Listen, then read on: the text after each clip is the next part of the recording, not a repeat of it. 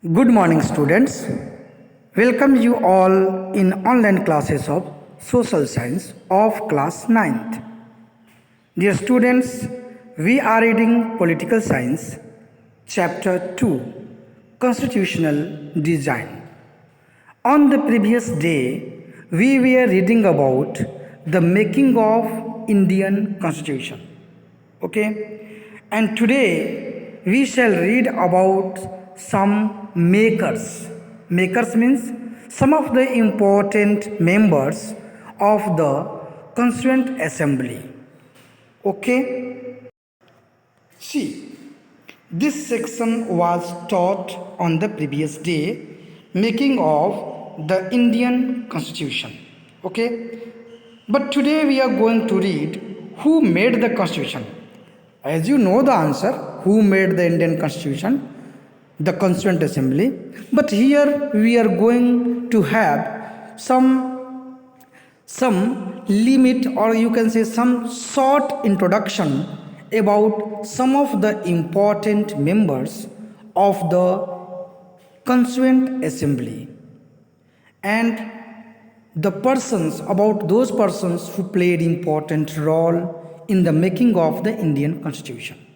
So you can see at the left of the pages, some have been given on the left of the pages and some have been given on the right of the pages.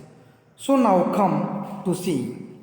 Here you can see the portrait of Sardar Vallabhbhai Patel. His full name was Vallabhbhai Jhaverbhai Patel. Vallabhbhai Jhaverbhai Patel. As you know that Jhaverbhai was name of his father. Okay. So see here, 1875 was the birth year and 1950 was the death year. He was born in Gujarat. He was Minister of Home, Information and Broadcasting in the interim government. Dear students, at many places this word will come, interim government. Interim government means what? Interim government means when India became independent on 15th August 1947, a government was formed without any election. Means some of the members, some of the important leaders were given different designation, different ministry in the Indian government before the real election that was held in 1951. The first general election in India was held in 1951 and then the first government was formed.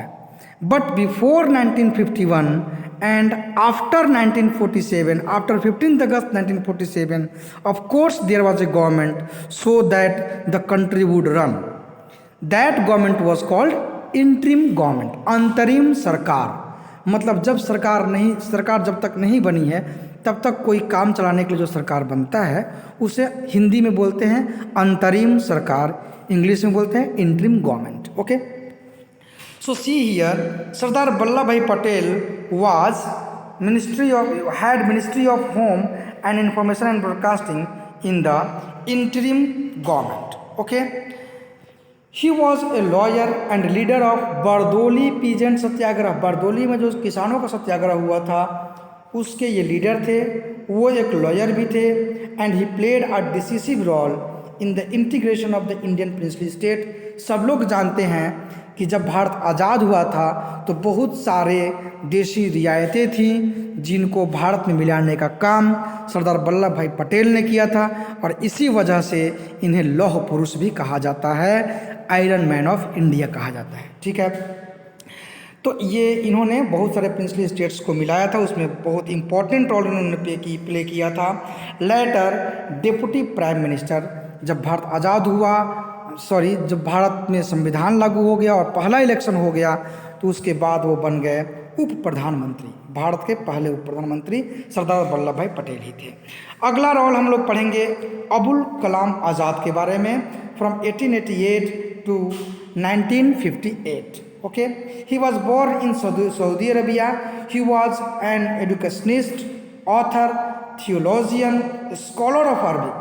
वो बहुत बड़े विद्वान थे, शिक्षाविद थे। वो nature के बारे में, धर्म के बारे में, अध्यात्म के बारे में बहुत काफ़ी नॉलेज रखते थे। वो अरबिक का बहुत बड़ा विद्वान थे, कांग्रेस के लीडर थे और नेशनल मूवमेंट में भी उनका बहुत बड़ा रोल रहा था।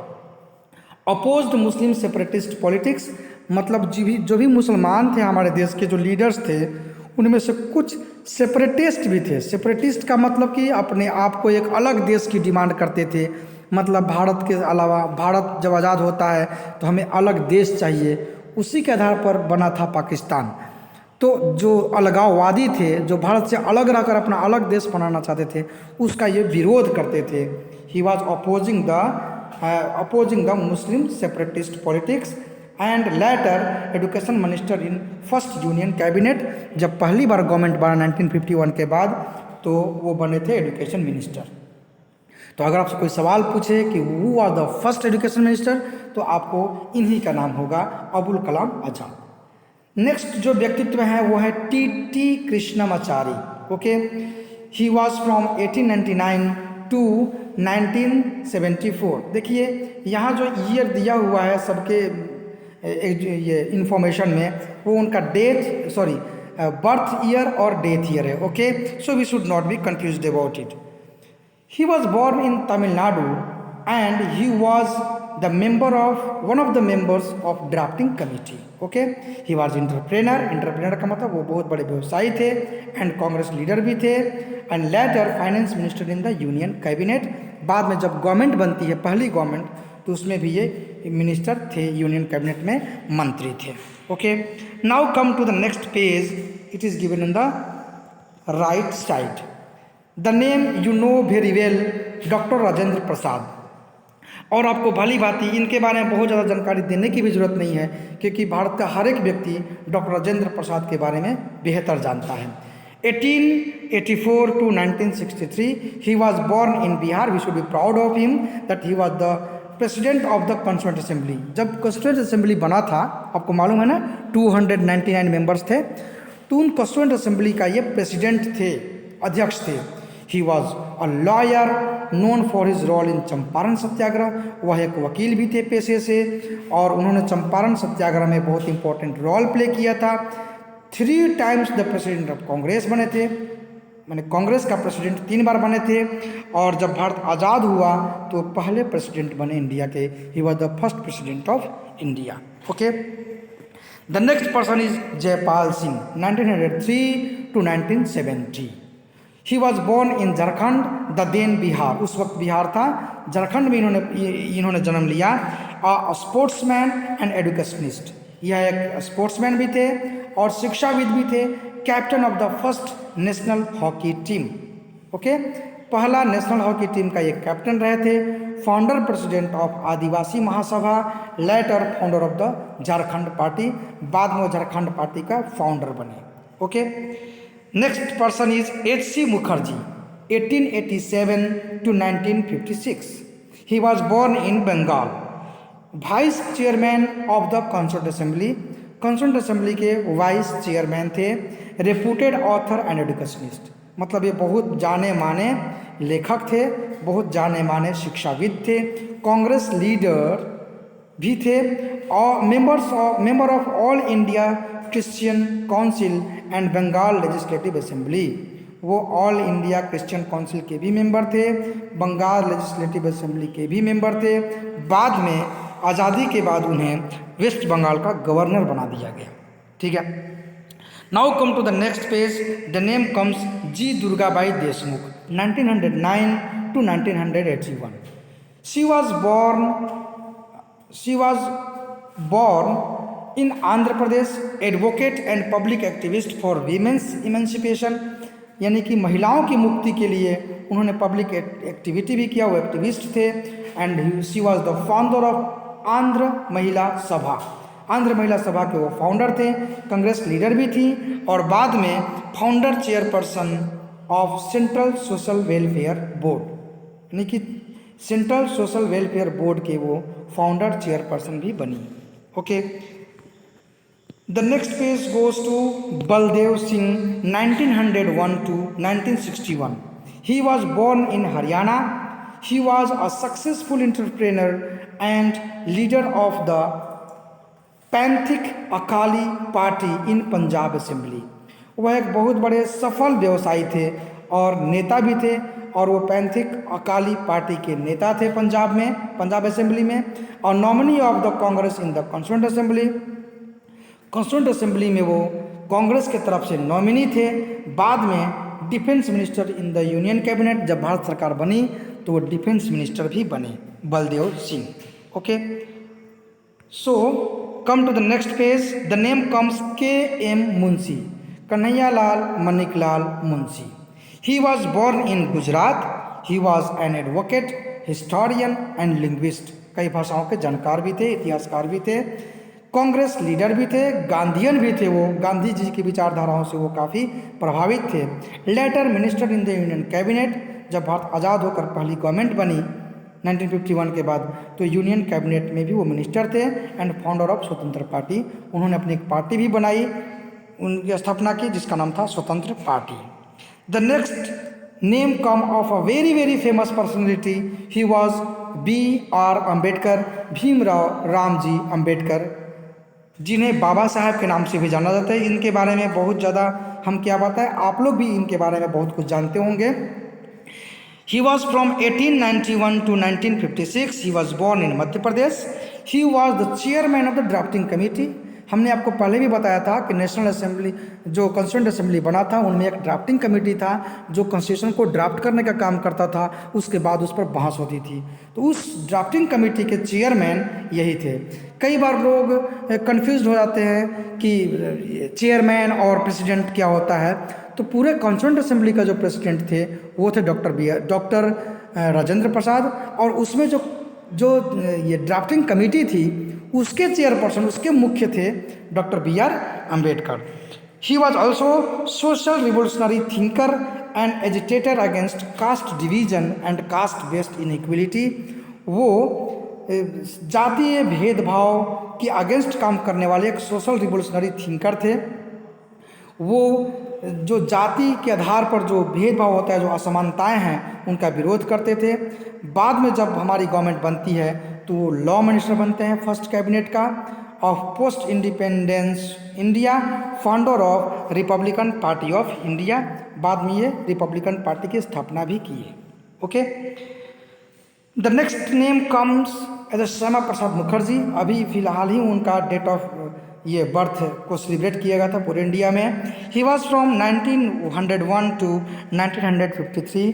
ही was born in West Bengal, minister of industry and supply in the interim government. जब आज़ादी के जस्ट बाद सरकार बनने से पहले जो इलेक्शंस हुए थे, इलेक्शन से पहले जब सरकार बनी थी तो उसमें वो एडुकेशन, उसमें वो ये मिनिस्टर थे, minister of industry and supply in the interim government. In the interim government में सरकार में वो मंत्री थे। एडुकेशन और लॉयर भी थे। एक्टिव इन हिंदू महासभा, हिंदू महासभा में वो काफ़ी एक्टिव मेंबर थे। बाद में उन्होंने भारतीय जनसंघ का स्थापना किया। वही भारतीय जनसंघ बाद में जाकर के भारतीय जनता पार्टी बन गई। Okay, so in this way you saw many of the leaders. Here comes Jawaharlal Nehru, Pandit Jawaharlal Nehru. You know very well who was the Pandit Jawaharlal Nehru. Okay, it's a name, it has name and fame and not a personality to introduce. Okay, he was born in Uttar Pradesh, Prime Minister of the interim government. Okay, interim government में भी ये prime minister थे, lawyer भी थे, Congress party के leader भी थे, advocate थे, socialism, democracy and anti imperialism के एडवोकेट भी थे। हमेशा वो एंटी इम्पेरियलिज्म, डेमोक्रेसी और सोशलिज्म को बढ़ावा देते थे। और जब हमारी गवर्नमेंट बनती है 1951 में तो वो उसके फर्स्ट प्राइम मिनिस्टर ही बने। The next comes Sarojini Naidu. Everyone knows about her. She was born in Andhra Pradesh. She was a great poet, writer and political activist. Many of you might have listened her poem. Among the foremost women leaders in the Congress, later she became the governor of Uttar Pradesh. Okay. Now come to the Somnath Lahiri. He was from 1901 to 1984. He was born in West Bengal. He was a great writer and editor, and he was also the leader of Communist Party of India. Later, he became the member of West Bengal Legislative Assembly. मतलब कि वो बाद में जब elections हुए तो waste Bengal के MLA भी बने. In this way, we saw many of the leaders who played important roles in the formation of our Indian Constitution. Okay, so today we read and we found out that the persons were not of the same thought and same philosophy. Means the members of the Constituent Assembly were having different thoughts, different ideas and different values. Okay, so हम लोगों ने पहले पढ़ा था कि ये भी एक वजह है कि आज भी हम लोग इस संविधान को मानते हैं, क्योंकि जो लोग भी उस संविधान में मेंबर्स थे वो सब एक ही विचारधारा के नहीं थे, कई विचारधाराओं को मिला करके और तब इस संविधान का निर्माण हुआ था. Okay, so that's all from me today. Thanks, have a nice day, bye bye.